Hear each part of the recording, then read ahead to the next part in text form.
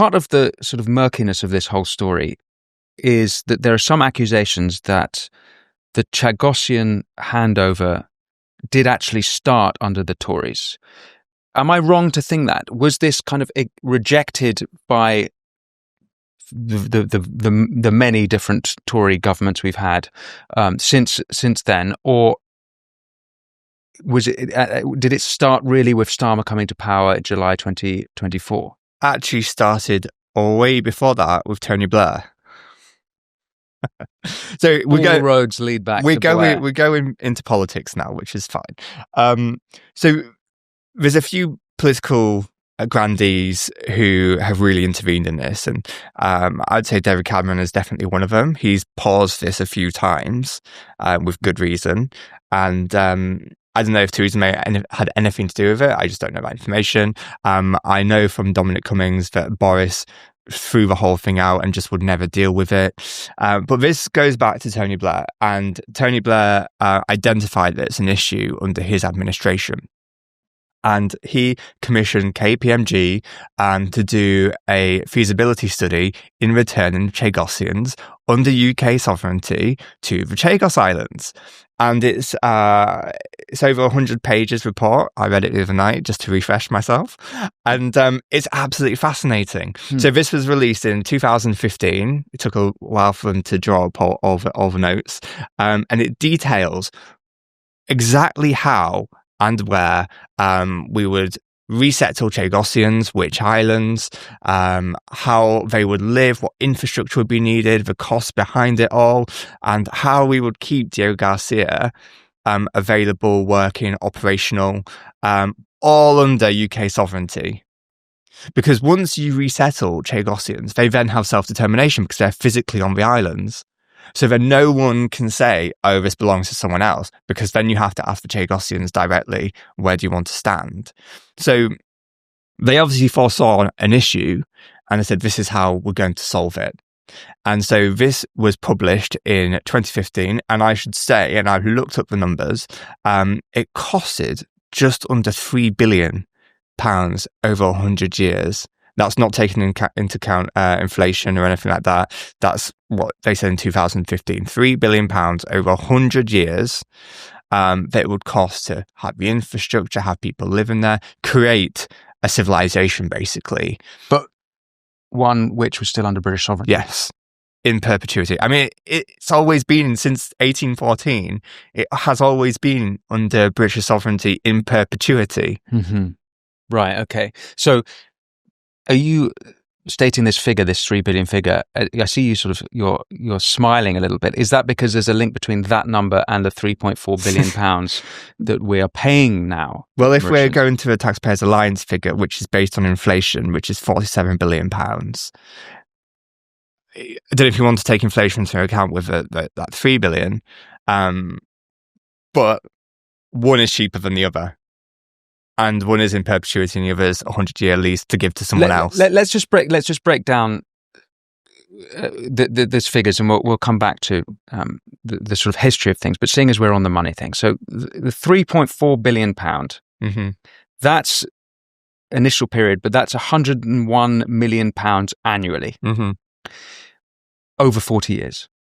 For a 99-year lease, with which can be extendable to 40 years. So we're paying, the money is to lease back own from sovereign territory, the Mauritians, that amount. Yeah. So the land. How did they get to the 3.4 billion pounds?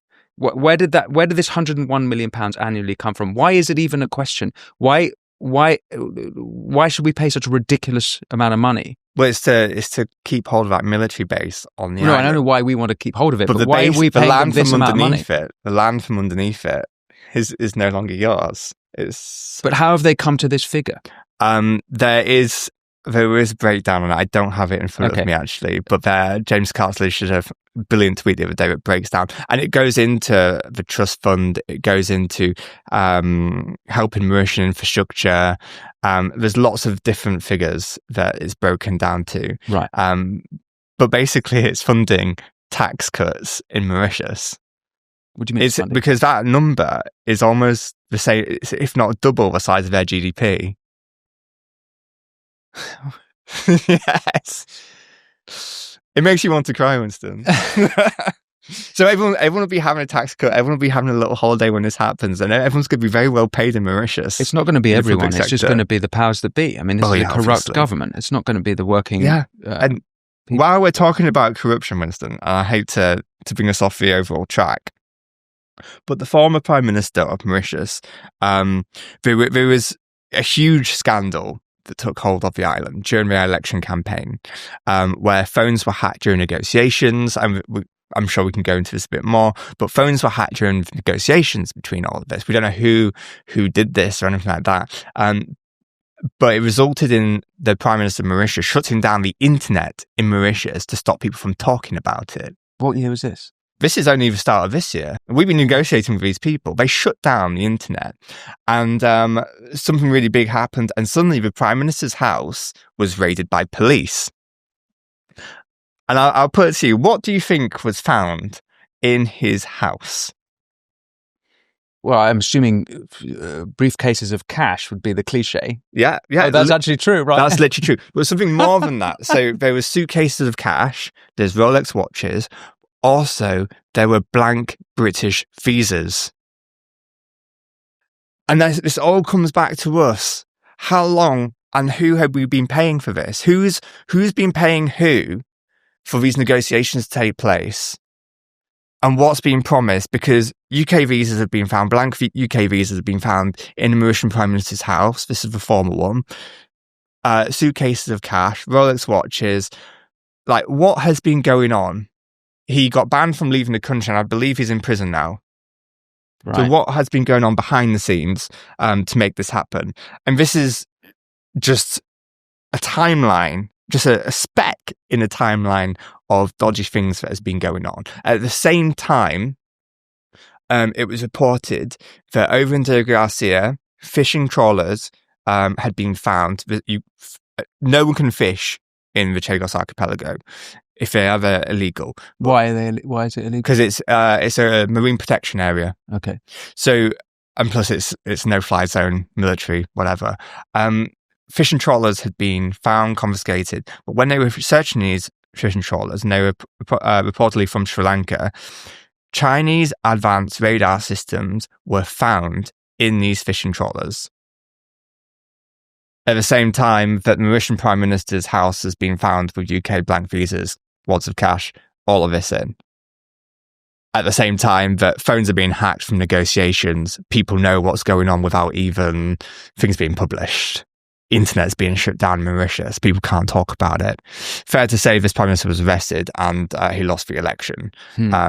But this is just an inkling of the many dodgy things that have been going on throughout this whole negotiation. These negotiations have been compromised from the start, without a doubt. Yeah. It's just utterly astounding. I mean, it seems like a kind of a pastiche version of African corruption mixed with kind of a screwed up sort of British spy novel. The information that I've been gathering for years now, every weekend or every day when new information comes out, it blows your mind, and you think, is this real? Yeah, quite. So let's go back to this £47 billion. Can you explain to me this figure? Have they simply just done inflation on £3.4 billion to get to the 47 billion? So this is the Taxpayers Alliance. Can you break down the 47 figure? It seems actually mental. So it's actually meant to be 35 billion.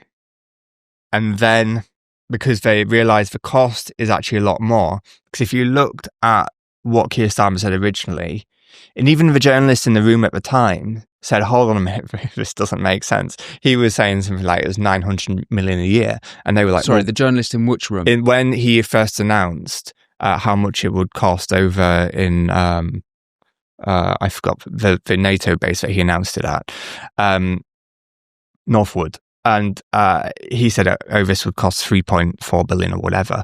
And then they said, how much would it be a year? And he said something like 900 million. And they did quick maths.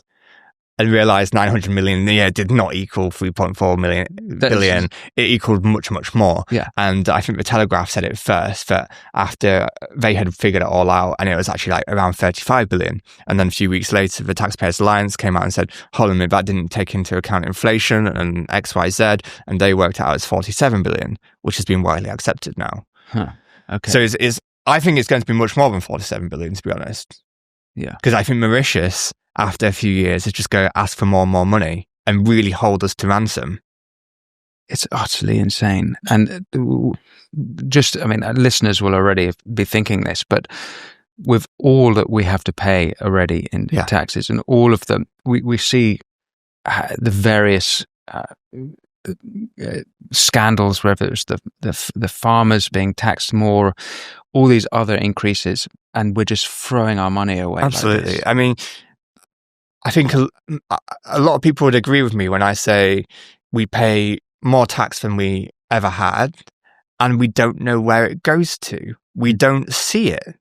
There's so many problems with the UK, and throwing tax into the government just feels like throwing money into a fire.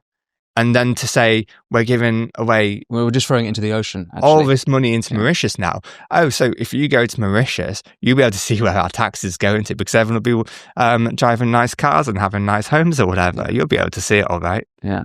I mean, again, not everyone, just the elites. But Chagos Islands definitely won't be seeing any of that cash. Thanks for watching this clip from The Winston Marshall Show. You can click here to watch the full episode, and for more clips like this one, don't forget to subscribe. And as always, be well.